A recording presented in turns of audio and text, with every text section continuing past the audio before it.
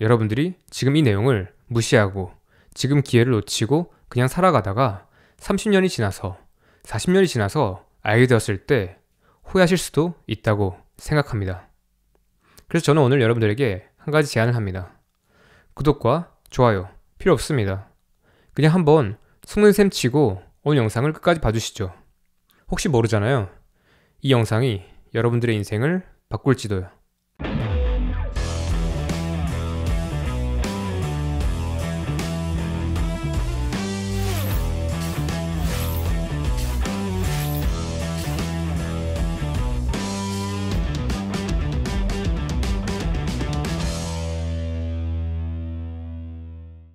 다이어트를 해준 남자 최경유입니다. 제가 간헐적 단식이라는 개념을 처음 접한 것은 2016년 겨울이었습니다. 간헐적으로, 그러니까 가끔씩 단식을 하는 게 건강에 좋다는 말을 처음 봤을 때 느꼈던 거부감이 생각납니다. 특히 당시 저는 여러 논문들을 통해서 칼로리 섭취를 무작정 줄이기만 하면 대사량이 자동적으로 떨어진다는 것을 보고 있었기에 더욱더 걱정되었죠. 그리고 피트니스계에 만연한 근손실에 대한 불안감, 이런 편견도 제 안에 있었고요. 저도 여러분들과 크게 다르지 않았습니다.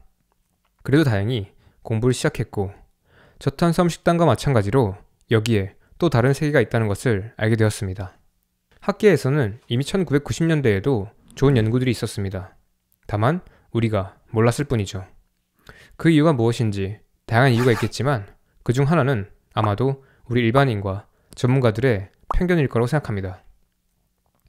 어쨌든 저는 그 즈음부터 간헐적 단식을 본격적으로 하기 시작했고 개인적으로도 여러 가지 실험을 하면서 관련 자료들을 공부해왔습니다. 오늘부터 몇 편의 영상을 통해서 제가 그동안 봤던 자료 중에서 간헐적 단식에 입문하시는 분들에게 추천드리는 자료를 몇 가지 다룰 겁니다. 단순히 논문들을 읽기만 하면 재미가 없고 논문 안에도 부족한 내용들이 있기 때문에 제가 살을 붙여나가면서 풀어나가 보겠습니다. 간헐적 단식과 건강의 관계를 이해하고 싶다면 1997년 뉴 잉글랜드 저널 오브 메디신에 실렸던 이 논문에서 시작하는 게 좋다고 생각합니다. 학계의 전문가들이 간헐적 단식을 중요하게 다루기까지의 맥락을 이해하는 데 도움이 되거든요. 해당 논문은 섭취 칼로리 제한이 동물들의 수명을 늘렸던 연구들을 분석했습니다. 당시 저자는 칼로리 섭취량을 제한하는 것과 노화, 수명 사이의 관계를 연구하고 있었습니다. 시간 관계상 지금 이 논문을 자세히 다루진 않고 여기서 주목할 만한 내용만 짚어보겠습니다. 하나, 이미 1930년대의 동물 실험에서도 음식 섭취량을 제한했을 때 수명이 늘어날 뿐만 아니라 나이가 들면서 걸리는 질병들의 발병률이 낮아지는 게 발견되었다.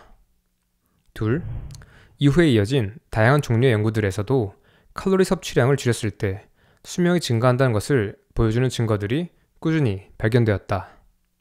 셋, 칼로리 제한이 수명을 늘린다는 사실은 명확했기에 현대의 노화 연구에서 칼로리 제한은 굉장히 중요하게 다뤄져 왔다. 그리고 네 번째, 이 논문에서 가장 흥미로운 내용은 바로 이 그래프입니다. 생후 한 달 된 암컷쥐를 4가지 그룹으로 나누고 그룹별로 섭취 칼로리 양을 다르게 했을 때 수명이 어떻게 다르는지를 보여주는 그래프입니다. 원문에 있던 것을 제가 조금 보기 쉽게 바꿨습니다. 첫 번째 그룹은 칼로리 제한을 하지 않고 먹고 싶은 만큼 먹었습니다.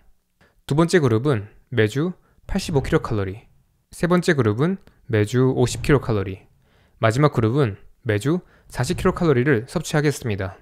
참고로 첫 번째 그룹에서 먹고 싶은 만큼 먹게 했을 때 쥐들이 주당 섭취한 칼로리의 평균은 120kcal를 조금 넘었습니다. 그리고 연구자들은 4년이 넘는 시간 동안 쥐들의 수명을 기록했습니다. 그래프에서 가로축은 개월수로 표시된 쥐의 나이를 의미하고 세로축은 쥐들이 나이가 들수록 그룹 내에서 생존하고 있는 쥐의 비율을 나타냅니다. 그 결과 칼로리를 적게 섭취한 그룹일수록 수명이 눈에 띄게 길었습니다. 보시다시피 먹고 싶은 만큼 먹은 집단과 가장 적게 먹은 집단의 수명 차이는 굉장히 컸습니다. 먹고 싶은 만큼 먹은 그룹의 쥐들은 30개월 중반에 이미 모두 사망했던 반면에 가장 적게 먹은 그룹에서는 50개월 넘게 살았던 쥐들이 다수 있었습니다.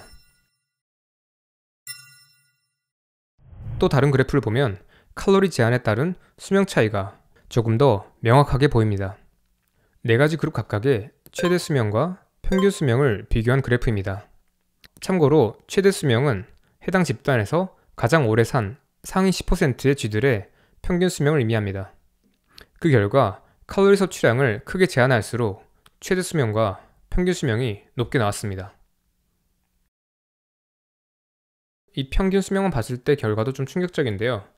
가장 많이 먹은 집단은 20개월을 조금 넘게 살았고 가장 적게 먹은 그룹은 40개월을 더 살았습니다. 이 정보를 조금 더 제대로 이해하기 위해서 쥐의 수명에 대해서 찾아봤습니다. 쥐의 나이는 10달이 넘어갈 때 중년에 접어든다고 표현합니다. 15개월 정도면 사람 나이로 40대, 24개월 정도면 사람 나이로 60대 정도라고 합니다. 그러니까 쥐의 나이를 표현한 개월수에다가 2.8배 또는 3배 정도를 곱해주고 연을 붙이면 대략 사람 나이로 볼 수 있는 것 같아요. 이 정보를 사람에 한번 비유해보면 조금 흥미로운 정보가 나옵니다. 사람의 나이로 환산했을 때 마음대로 먹은 집단, 그러니까 먹고 싶은 만큼 칼로리를 섭취한 집단은 평균적으로 60에서 70세 사이에 사망한 반면 칼로리 제한을 가장 많이 한 집단, 그러니까 가장 소식한 집단은 평균적으로 90세 정도까지 산 거예요. 자, 하지만 이건 어디까지나 동물 연구이기 때문에 이렇게 사람에 적용하면 안 됩니다. 다만 의학 주제에서 이런 방식으로 연구를 하는 이유는 정확한 정보를 얻을 수 있어서가 아니라 이런 결과에서 어떤 인사이트를 얻을 수 있기 때문입니다. 당시 연구진은 동물들이 적게 먹을수록 수명이 길어졌던 이유를 활성산소에서 찾았습니다. 우리 몸이 음식을 섭취하고 소화하고 에너지를 얻고 저장하는 등의 작용을 할 때 몸 안에선 생화학적 대사 반응들이 역동적으로 일어납니다.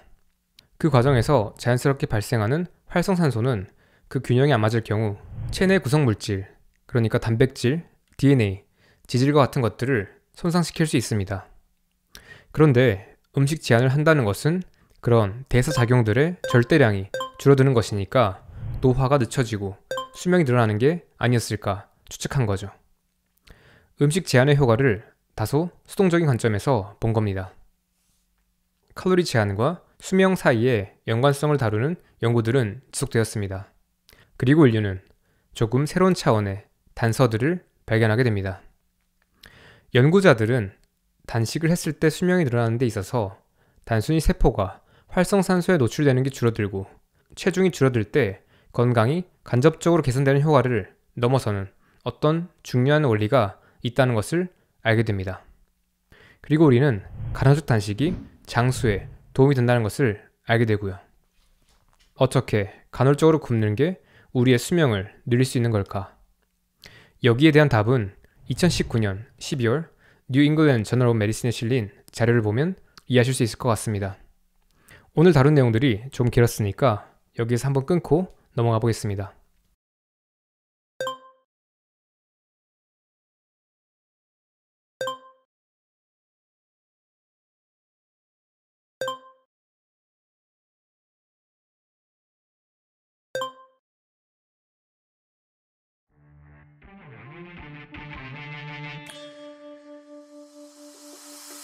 다이어트로드 남자 최재mes입니다.